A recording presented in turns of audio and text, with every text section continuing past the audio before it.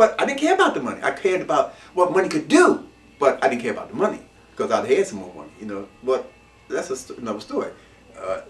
That's another story.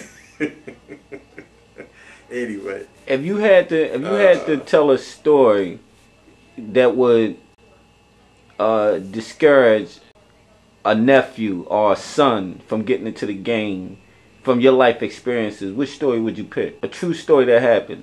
I would always tell the truth. I wouldn't tell him the lie.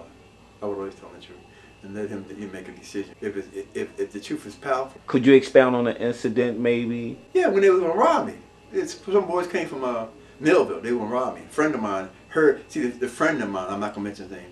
He happened to be talking to him. Right? They actually walked up to him and told him they were looking for Johnny Williams. Swear to God. But they don't know he's my best one of my best friends.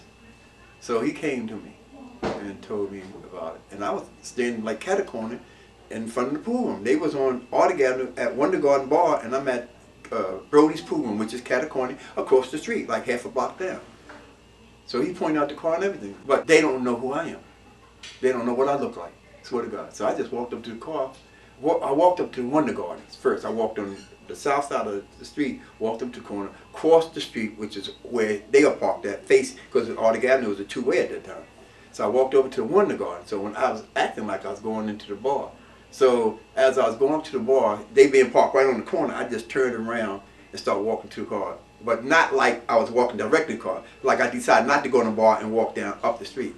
So the window was open, believe it or not. The guy that was in the backseat, he had a shotgun between him and his buddy, and I saw the barrel of it, right? So, believe this or not, I walked over to the car, reached in the car and snatched the goddamn shotgun out. And it went off, and almost got my face, because when I snatched it, right, the guy still had it. When he was grabbing for it, he actually grabbed the trigger. He wasn't trying to grab the trigger, he was just trying to snatch it back. But he grabbed the trigger and hit the roof, you know, when it's coming from the window, when I was pulling out the window, it hit that thing, shattered that metal strip there and everything, right? Hit me in my face, but it didn't, none of it lodged into my skin, right? But I thought about that. I said, that shit could have killed my ass, right? And that's the incident that, and now I brought that on myself because I didn't have to do that. But anyway, when it went off, I realized I was still living. So I turned the shotgun around. I told them guys who I was. I said, don't do this. Don't ever do this no more. I said, man, because if I think you're going to do anything to me or my family, you're going to have a problem.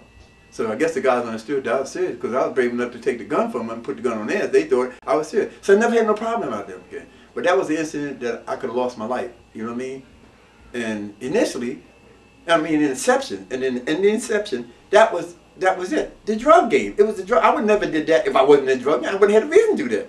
But it all relates back to being in the drug game. You know what I mean? Then the incident where I told your boy Jamie that I take with me to test my cocaine. Well, one day I didn't take him with me. It happened to be an orphan. The guy came to me, and new people came to me, right? Because I talked to somebody. But they talked to somebody else. And I got a phone call, and I got on a conversation with the guys, not the boy that introduced me to him, right?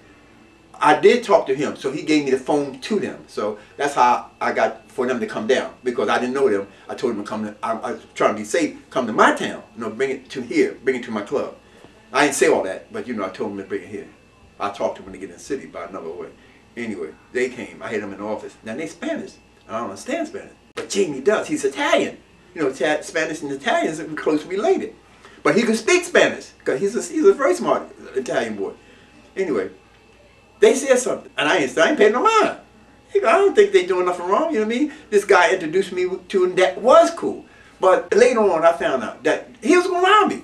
He was going to take me and Jamie out because he was in my office. I had an office, you know, I don't know if you know anything about my office, but my office was way in the back of the room. Nobody would have heard the shots or nothing. Nobody would have seen nothing because it was like a maze going back up in there, right?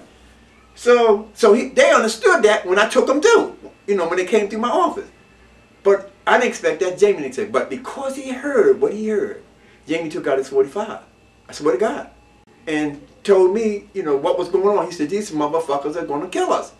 So I said, man, you serious? He said, you goddamn right. So sure enough, the boy, he going to go for his shit now. But Jamie cocked his .45 and told him, I'll blow your motherfucking head off. He said, in fact, I need to do that to your ass now. You come in here to do some shit like this to us. Anyway, we got him out the office, but Janie slapped one of them, slapped the one that went for his gum, took his 45, smacked the shit out of it. But we could do what we wanted to, believe it or not, back in the day, because nothing happened, so I ain't worried about, you know, getting in trouble for it, because back in those days, one of those things. If you did some shit like that, you stand to be reprimanded, you know what I mean? Especially if you got caught, motherfuckers, like a sticker man. You gonna rob me, but I took the gun from you, you gonna get an ass whooping. It's just automatic. It wasn't no jail thing. You didn't go to cop and call no cop. You was trying to rob me. You know, it was cool when you was trying to rob me, but now it ain't cool for me to kick your ass if I got up here. But that's how the type of, you know, what you call me here. You know, we respected each other like that. You did if I did this to you, all right, if you beat my ass, it's cool. I ain't coming back because I deserve it. But if you don't beat my ass, I get way fine. But that's how we had it with each other. So yeah. But anyway, what's the biggest difference between the drug game then and the drug game now? That you see these young boys. Respect. They don't respect the neighbors. They don't respect the neighborhood. They don't even respect the neighbor. Here's an incident. Here's a lady. She asked them several times, please don't sell no drugs in front of my house. Please don't hang out on my porch selling drugs. Right? Here's a stupid motherfucker. He's stupid because I've been stupid. I'm qualified to say when you make a stupid move. So him and another buddy, they tell the lady, bitch, I sell drugs, I'll burn your house down. You better go on back in the house and shit like that. You understand what I'm saying? You telling the lady, it's like your fucking mother. This is her house. And you would just relegate her right to tell you, ask you not to do this in front of the house because it's a kid. And you stupid motherfucker, excuse my language, man, but you stupid motherfucker, you ain't got no sense to understand that you can't do this. You wouldn't have had this for your mother. You had a drug dealer in front of your mother. You know, Ben kicked his ass. But you're doing it in front of her house and violating her right, but yet you think it's cool. No, I don't think so, young boy. And that's the difference nowadays. You know what I mean? It's that way. But it's an ugly game now because young kids that don't know how to handle the game, wasn't taught how to handle the game, wasn't taught how to be a decent human being. You know what I mean? Or responsible human being. How do you think they're going to be a good drug dealer if they weren't taught how to be a good person? So here comes the bad part about it. You know, if they have a violent attitude, and they're in the drug game, what would their reaction do when a situation comes? It would be violent because they have a violent attitude. So in the drug game, there's things that happen either for you to show your might, show that you know you bad, and it's always what? Violently. It's not like a gentleman when you're trying to straighten a nigga out. You know what I mean? These young kids prefer to use violence. And sometimes, most of the time, somebody ends up being dead for the stupidest crap. Anyway, yeah, there's a lot of difference in the game today. I wouldn't suggest any young kid that thinks anything about his parents or the girlfriend that he has to get in the game. I wish I could have a campaign started where we like de-glamorize the drug game, make drug dealers some slimy motherfuckers. Like I said earlier, they not, but we have to do something to deter the people that uses it, just, you know, stop using it. But that's a hell of a thing. We go hang out the drug dealer to drive when all he's trying to do is make money. But the whole thing is, you know what you're really doing. You know what I mean? You know exactly what you're really doing. If, you know, how can I say that when they really don't know and really don't give a goddamn? That's why they sell a drug most of the time. But we hurting our people. Swear to God. Even though it is that person's choice to do this, we still hurting them. If